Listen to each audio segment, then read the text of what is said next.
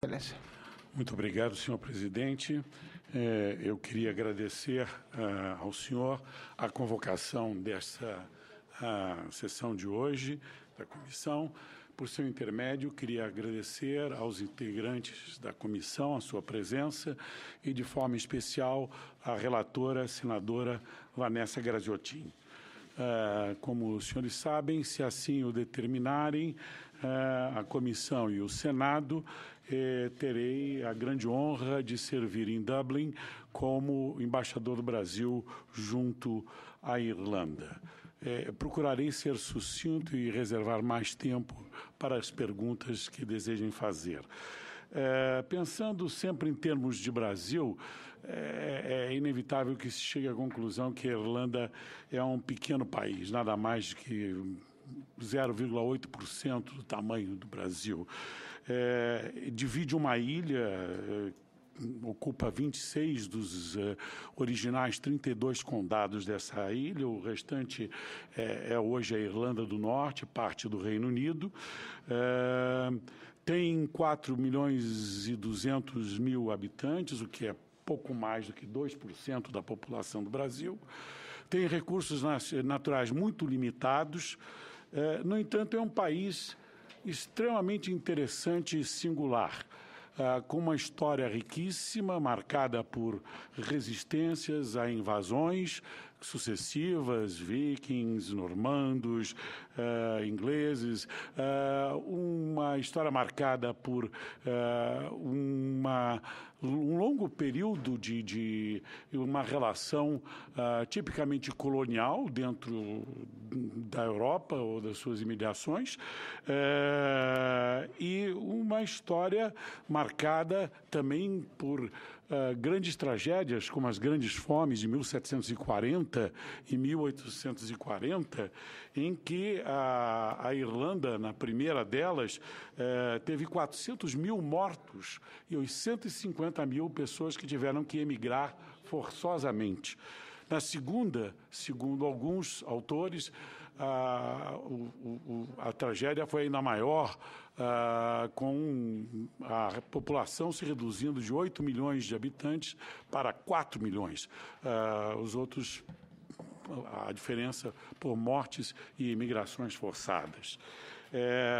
Talvez exatamente por isso, a Irlanda e a sua grande diáspora, ainda este ano, numa reunião com a diáspora irlandesa, o primeiro-ministro da Irlanda estimou que a diáspora irlandesa chegue a 70 milhões de pessoas. A Irlanda e a sua grande diáspora desenvolveram um forte sentido de identidade nacional. A Irlanda chegou à independência em 1922, teve um período bastante, acidentado pelos chamados Troubles, os problemas na Irlanda do Norte entre católicos e protestantes. E, apesar de todas essas limitações, apesar de todos esses acidentes, o fato é que, hoje, a Irlanda é um país que tem um PIB da ordem de 8% do PIB brasileiro, e que é um PIB per capita, quando se calcula pelo poder de paridade de compra, o PPP, que chega a ser 3 vezes maior do que o PIB per capita PPP brasileiro. E mais ainda, a Irlanda coloca-se hoje em 7º lugar no ranking do índice dos países de melhor desenvolvimento humano, enquanto nós ainda estamos no 84º, mas seguramente progrediremos muito mais do que isso. Evidentemente, não existe nada com o que a gente possa definir como um tamanho único, nem fórmula mágica, mas valeria a pena apenas lembrar o que foi a receita específica do que muitos chamaram a formação do tigre celta. E, no caso específico, foi uma receita que incluiu poucos elementos. O primeiro e talvez o mais importante de todos, investimento maciço em educação. Investimento maciço em educação que começou ainda nos anos 60, 70 e que é um investimento que continua e se paga até depois da crise. Segundo, a adesão em 1973 à União Europeia. Terceiro lugar, uma decisão política de estabelecer uma política fiscal e uma coordenação de políticas de Estado que permitissem o estabelecimento de um Centro Internacional de Serviços para hospedagem de serviços internacionais de finanças e a decisão de trabalhar com uma taxa, corporate tax, um imposto sobre corporações, extremamente mais reduzido do que a média mundial. Mais exatamente hoje, 12,5%. Mas a esses fatores é preciso acrescentar também a existência de uma democracia robusta que permitiu que todas as decisões fossem tomadas dentro de um quadro de debate democrático e que fossem adotadas por todo o país. Vendo cada um desses elementos em particular, volto a dizer, a questão da educação talvez seja a mais importante delas todas, seguramente a mais duradoura. Em 1980, o irlandês tinha como média de anos de escolaridade 11 anos e 4 meses. Hoje, essa média de escolaridade já é de 18 anos e 3 meses, o que é bastante elevado. Os investimentos em pesquisa e em desenvolvimento da Irlanda chegam a 1,8% do PIB. Obviamente, o PIB da Irlanda é muito menor do que o do Brasil, mas o importante é a proporção do PIB que gostaria de acentuar. 22% dos graduados na Irlanda estão nas áreas de ciências e engenharia.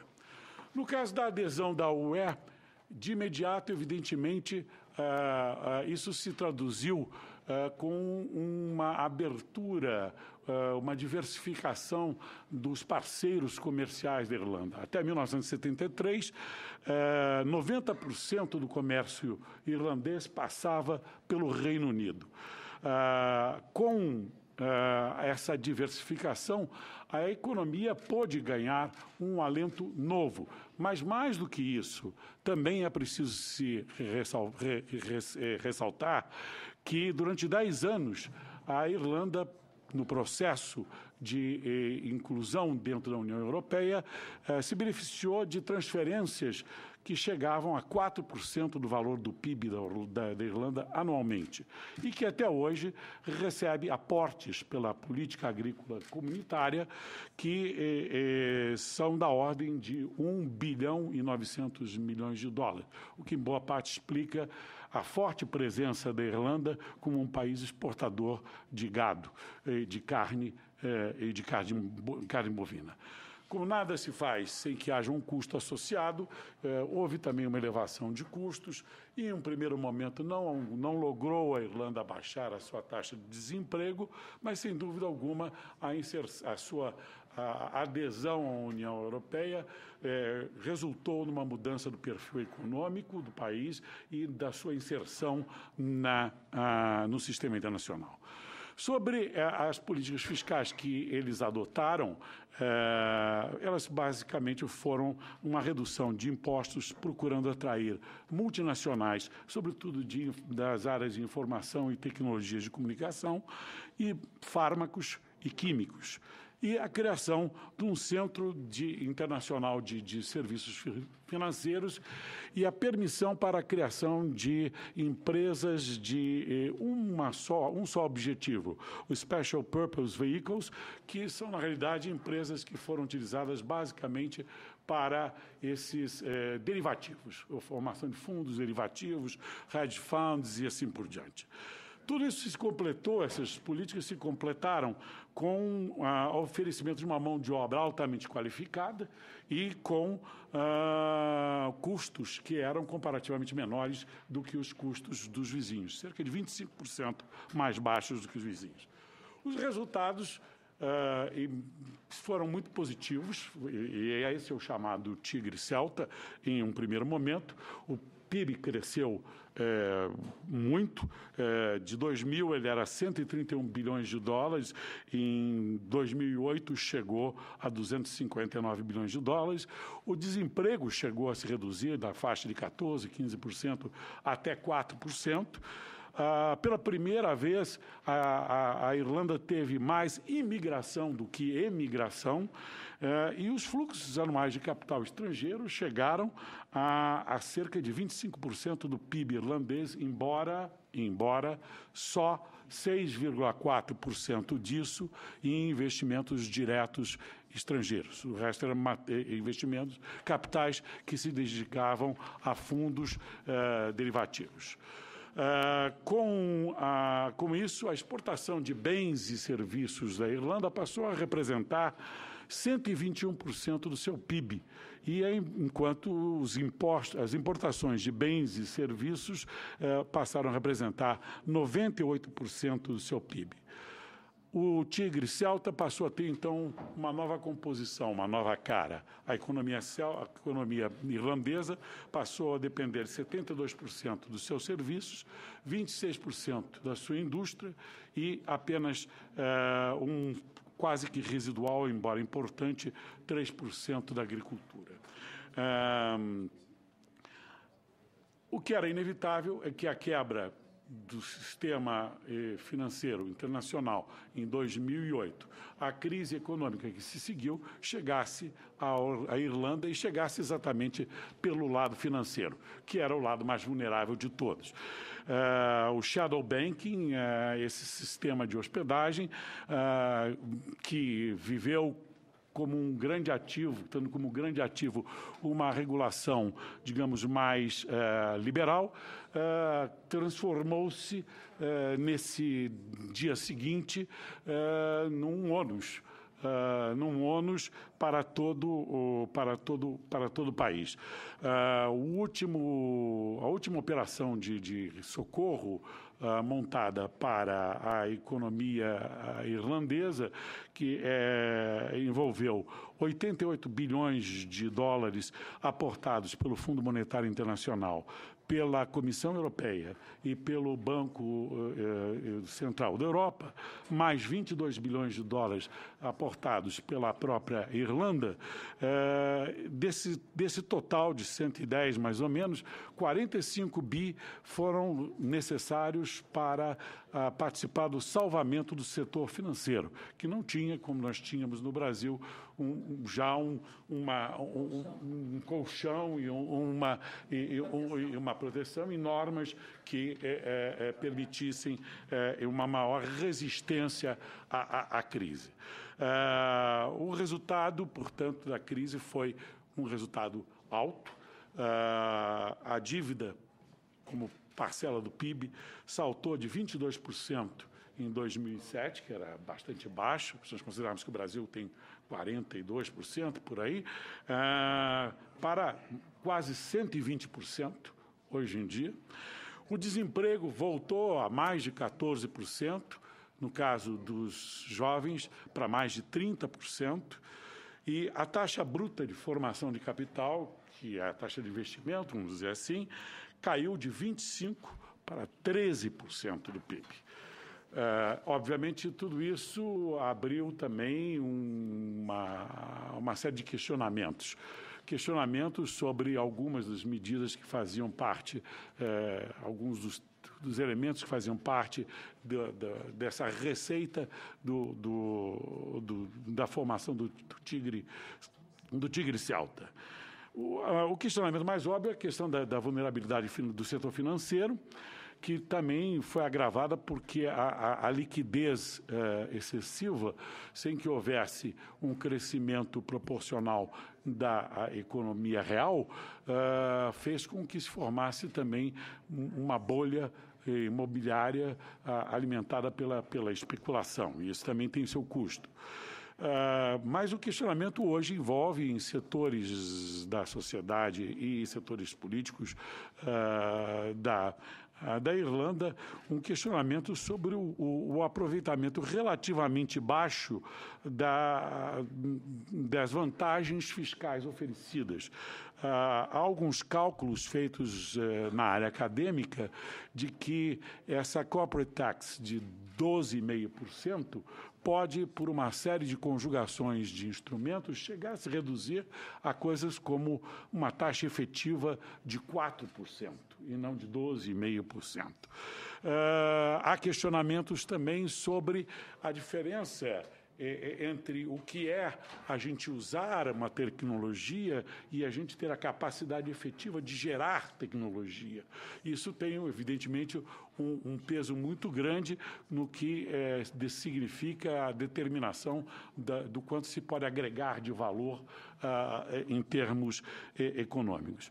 E, sobretudo, houve também um afastamento claro entre o produto nacional bruto e o produto interno bruto, ou seja, a renda e o produto visto sobre a ótica da produção e o produto visto sobre a ótica da renda, do rendimento que efetivamente fica dentro do país. Só para dar um exemplo, o PIB per capita, pelo critério de poder de compra, ele era de 33 dólares em 2000, hoje é de 28 mil dólares, enquanto que o PNB, o Produto Nacional Bruto, caiu de 40 para 28 mil, uma queda muito mais acentuada.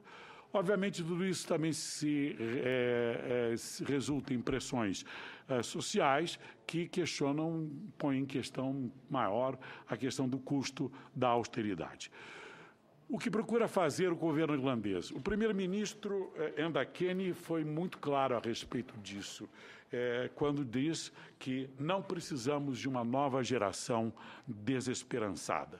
E, consequentemente, a proposta do governo irlandês é procurar ajustar o seu modelo, mantendo suas grandes linhas, mas, sobretudo, procurando aumentar o valor agregado às exportações e trabalhar, sobretudo, nessa área com o reforço às pequenas e médias empresas, que são responsáveis hoje por 69% dos empregos, 51% do que é produzido localmente e 46% do valor agregado. A Irlanda vem cumprindo sistematicamente as metas estabelecidas nos planos contratados para a recuperação da sua economia e tem conseguido fazê-lo mantido o vigor da sua democracia.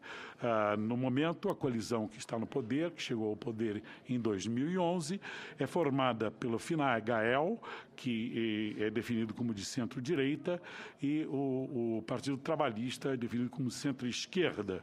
Entre as forças opositoras maiores estão o Fianna Fáil, que é definido como um partido conservador, e o Sinn Féin como um partido mais nacionalista de esquerda. Quais são as perspectivas para Brasil e Irlanda? O Brasil hoje exporta 357 milhões de dólares por ano para a Irlanda, importa cerca de 700 milhões. Há um déficit que é estrutural, mas que também corresponde a um superávit estrutural dentro do lado irlandês, dado o modelo que eles têm, que eles são uma plataforma exportadora, antes de mais nada, e, sobretudo, considerando-se o fato que é um país de pequena população e um pequeno mercado. Mas o ponto importante é que tanto as nossas exportações quanto as nossas importações são majoritariamente, maciçamente de manufaturados. Os investimentos diretos irlandeses no Brasil podem ser estimados em 426 milhões. Destacam-se aí a Kerry, América do Sul Alimentos, a Serasa Experian, na área de serviços financeiros, a BPI, Fertilizantes e Bioenergia, a Synergy Alimentos, a Flesco, Serviços Financeiros. E os investimentos diretos estrangeiros brasileiros na Irlanda são hoje da ordem de 252 milhões, destacando-se a presença da Marfrig, que adquiriu a O'Kane Poultry na Irlanda. Há na Irlanda hoje cerca de 11.400 brasileiros, entre imigrantes e estudantes. Os estudantes basicamente são estudantes de cursos de imersão e também estudantes dentro do programa de Ciências Sem Fronteiras. Qual é o potencial para a nossa relação bilateral? Continuar a trabalhar em cima das oportunidades que oferece esse valor agregado no fluxo de manufaturados entre os dois países. Trabalhar um pouco sobre a questão da dependência irlandesa, que é da ordem de 95% aos combustíveis fósseis, podendo, portanto, oferecer-lhes a parte de bioenergia e energia limpa. Trabalhar na cooperação educacional, na cooperação em ciência, tecnologia e inovação. Trabalhar na parte da prioridade comum dos dois países em biotecnologia, trabalhar na capacitação em turismo, que é uma das áreas que oferece também boas perspectivas. Nós temos muitos setores que compartilhamos preocupações com a Irlanda, ambos professamos multilateralismos, ambos somos partidários sempre do desarmamento, ambos procuramos defender sempre os direitos humanos e participamos intensamente nas operações de paz das Nações Unidas. A Irlanda também tem uma atitude muito favorável no que respeita à cooperação com os países do Sul e consegue, apesar das suas dificuldades, manter uma ajuda oficial ao desenvolvimento, sobretudo em relação aos países africanos, da ordem de 0,5% do seu PIB. Além do mais, a relação Brasil-Irlanda pode nos permitir um bom ponto de observação, sobretudo no que respeita aos efeitos da crise na zona do ouro, a proposta da Transatlantic Trade and Investment Partnership entre a Europa e os Estados Unidos, basicamente, a questão da política agrícola comunitária da União Europeia, de que tanto se beneficia até hoje a Irlanda, a questão de hoje também dos limites de agregação de valores através de hospedagem de serviços, sobretudo financeiro, particularmente tomando-se em conta a decisão recente do G20 no que respeita a um plano de ação sobre a erosão da base tributária e a questão da transferência de rendimentos nas grandes empresas multinacionais. Tudo isso já vem sendo feito pela nossa embaixada, sob a direção do embaixador Pedro Bretas. Tudo isso já vem sendo feito pela nossa embaixada, com o apoio dos colegas na Secretaria de Estado, e o que se propõe como programa de trabalho é dar continuidade a isso e acrescentar, tanto quanto possível, algo mais no que respeita, sobretudo, ao plano de ação com respeito à erosão da base tributária, que é um item novo. Muito obrigado.